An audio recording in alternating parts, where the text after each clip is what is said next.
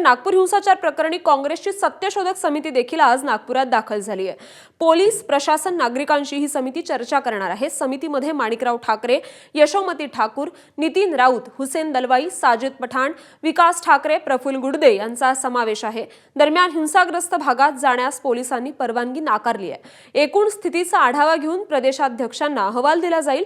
नागपुरातला हिंसाचार हे सरकारचं अपयश आहे। शांत नागपूर अशांत कसं झालं असा सवाल माणिकराव ठाकरेंनी विचारलाय।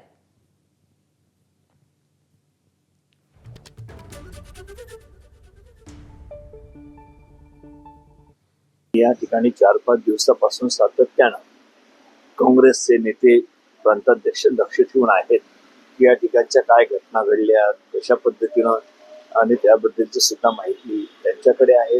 या संदर्भात पोलिसांनी लक्षपूर्वक जर याच्यामध्ये कारवाई सुरुवातीपासून केली असती तर मला तरी वाटतं की ही घटना घडली नसते। म्हणून शासनाचं हे फेलीवर आहे असं माझं स्पष्ट मत आहे। आणि नागपूर सारखं शांत शहर संपूर्ण अशांत करून ठेवलेलं आहे। जर आम्हाला त्या ठिकाणी परमिशन मिळाली दुरुस्त करणं तर सगळ्याच भागामध्ये जाण्याचा आमचा प्रयत्न आहे। एबीपी माझा, उघडा डोळे बघा नीट।